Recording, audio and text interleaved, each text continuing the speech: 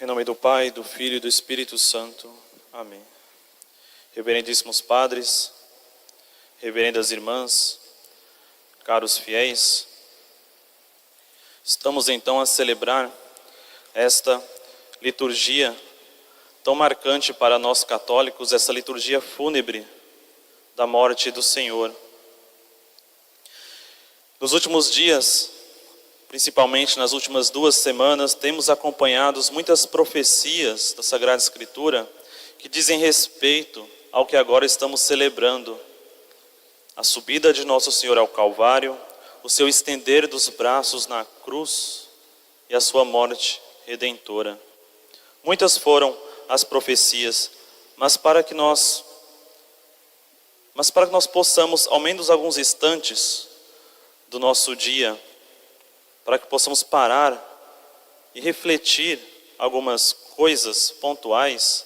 Daqui a pouco, inclusive, teremos, não é, a nossa procissão, o descendimento da cruz, a procissão do Senhor morto. Todas essas coisas vão contribuindo para a nossa meditação.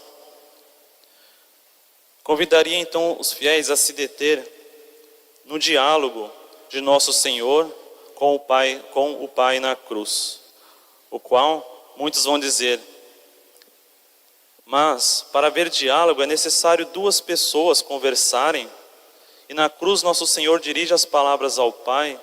O que nós temos é somente um silêncio do Pai. Nós não ouvimos a voz do Pai como ouvimos em outros momentos do Evangelho, quando o Pai diz: eis o meu Filho muito amado, escutai-o. Neste momento Nosso Senhor diz algumas palavras ao Pai. O que nós temos é um silêncio. Mas mesmo assim, apesar desse silêncio, podemos falar que houve, sim, um diálogo entre Nosso Senhor e o Pai na cruz. Esse silêncio do Pai é como que um silêncio todo eloquente, como se valesse mais do que 1000 palavras.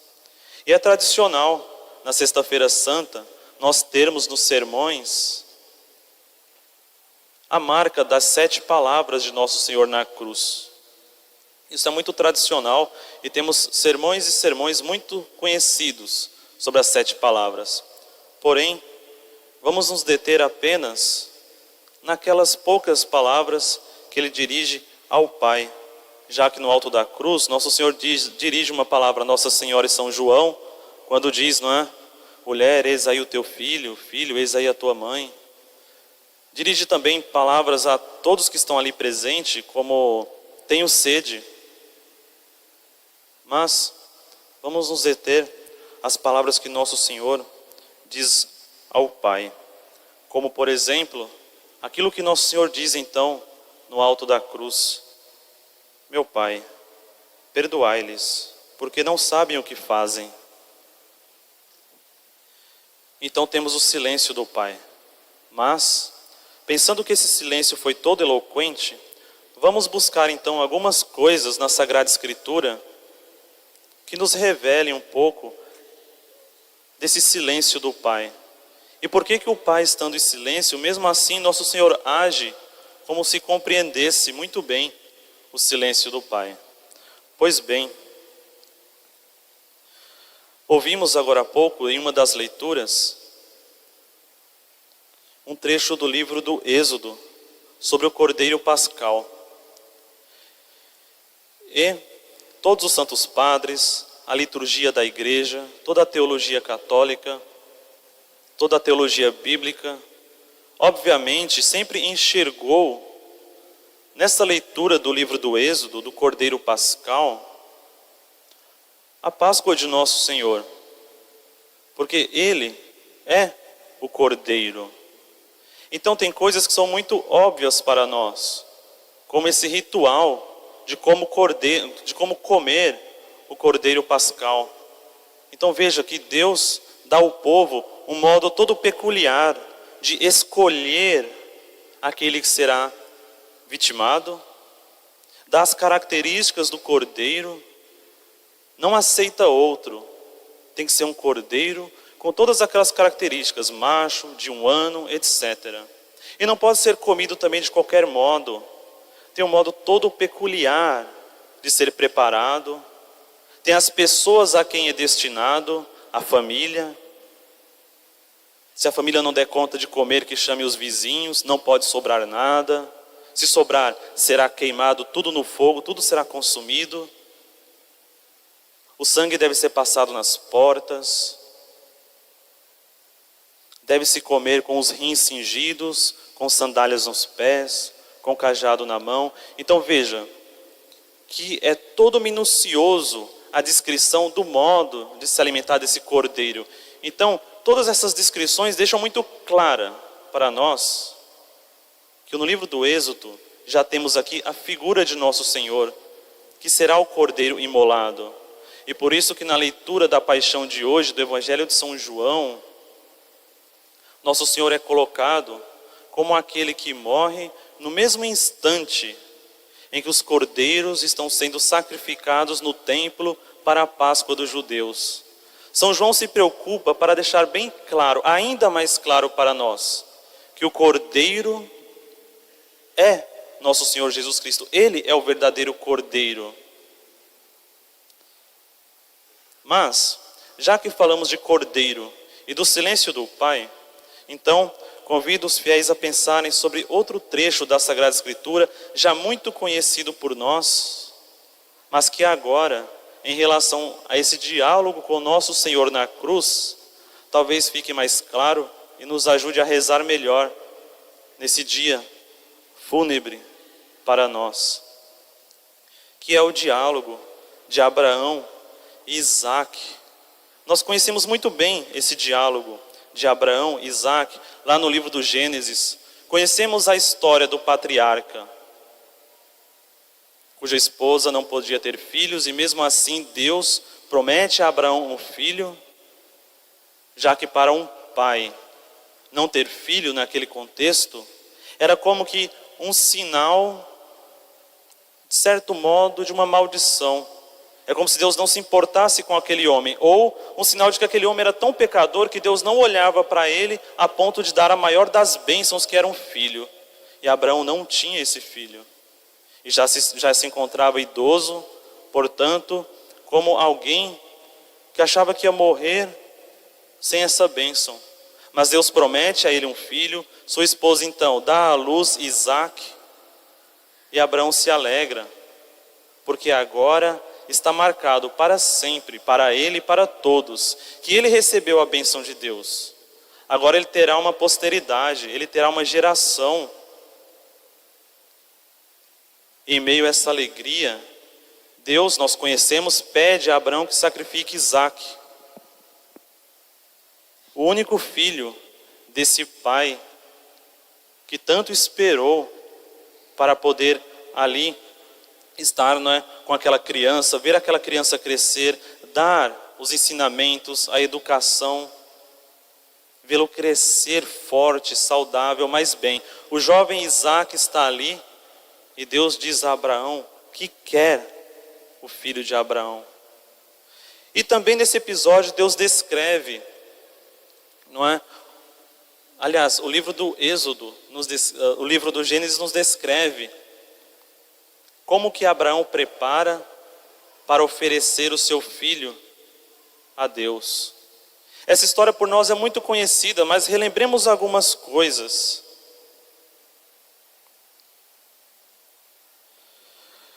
Abraão vai oferecer Isaac em holocausto. Diz a história então que Abraão toma a lenha, o fogo, chama Isaac e põe-se a subir o monte, onde Deus indicou que era para ter o altar do sacrifício. E Abraão então caminha com Isaac, diz que chama alguns servos para ajudá-lo. Tem um certo momento que ele diz para os servos: olha, fiquem aqui porque agora vamos nos aproximar do local onde está o altar, é um local santo, então vou apenas eu e meu filho.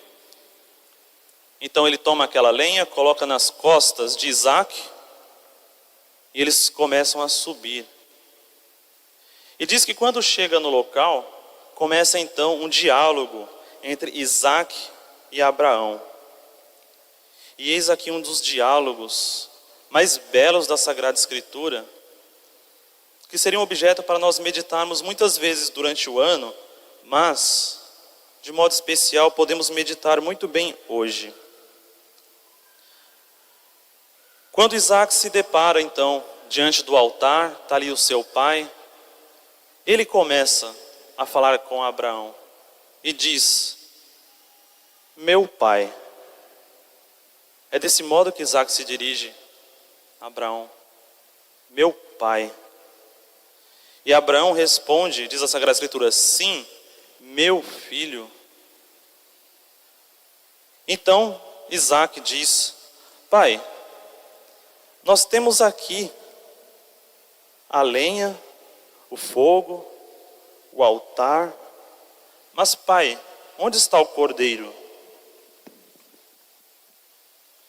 Então a resposta de Abraão ao seu filho: é Deus quem proverá o cordeiro para o sacrifício, meu filho.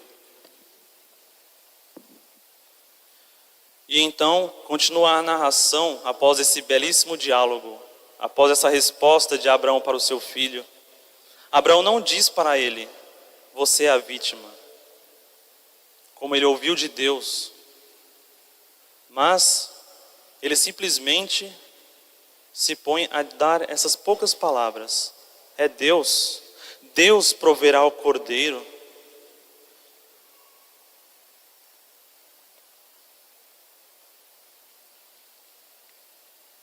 E então diz que Abraão ergue a mão para sacrificar Isaac, porque ele já tinha ele deita Isaac na lenha, amarra o seu filho e ergue a mão para sacrificá-lo com a faca, não é? Vai esfolar o menino. Então o anjo de Deus, sabemos muito bem, segura a mão de Abraão, diz para ele não fazer mal ao menino, porque Deus já aceitou aquele sacrifício. Imediatamente Abraão tira o menino então de cima daquela lenha e diz que ele olha para cima, né? Olha para o alto. E curioso esse olha para o alto, porque eles já estavam na montanha.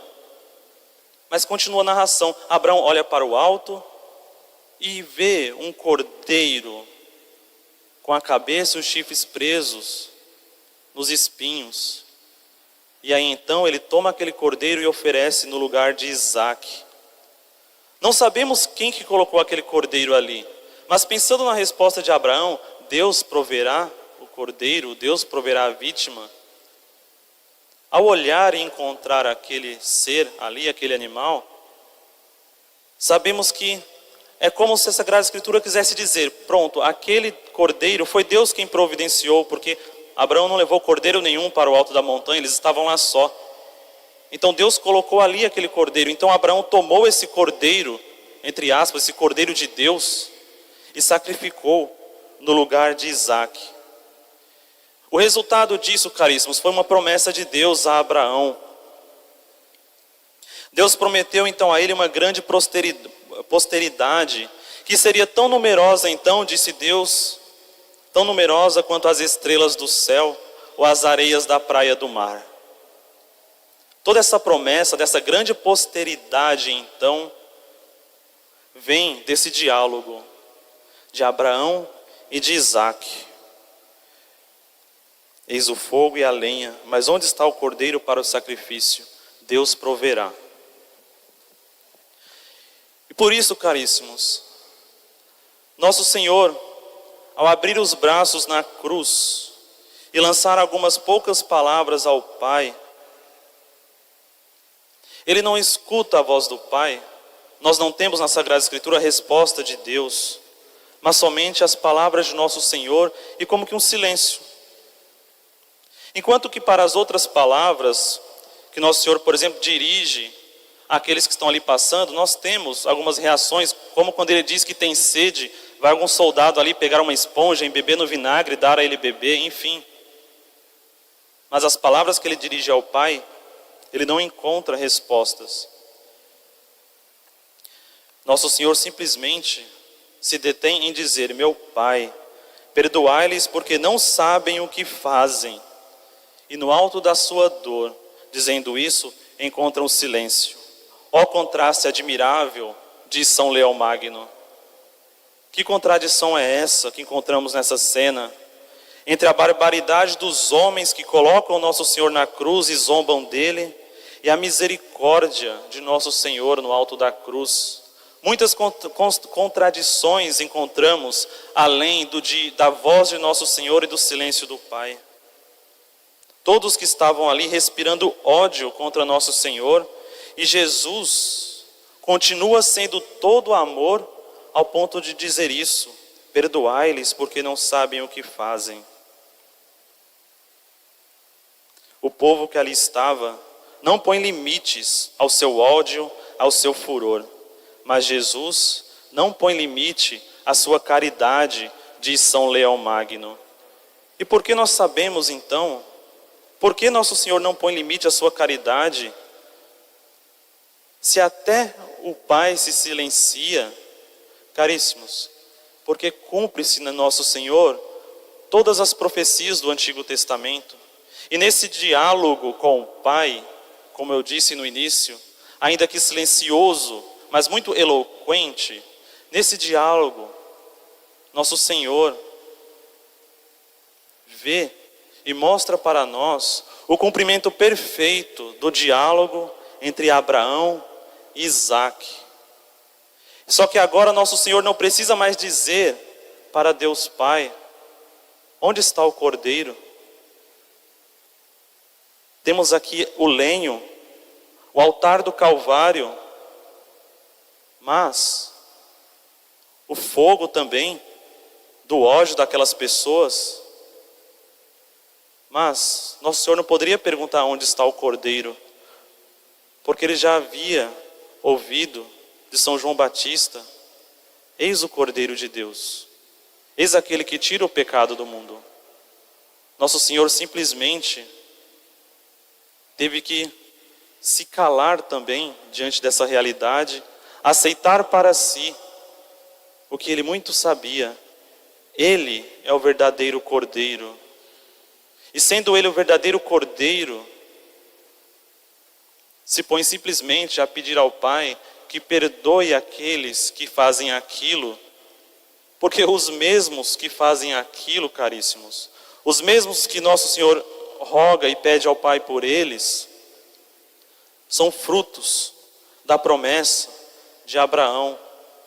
Sim, não só aqueles judeus, aqueles romanos, soldados que estavam ali naquela hora, aqueles ladrões que estavam ao lado de nosso Senhor. Nosso Senhor não pediu só por eles, nosso Senhor pediu por todos nós, que com os nossos pecados, tantas e tantas vezes, cravamos nosso Senhor na cruz.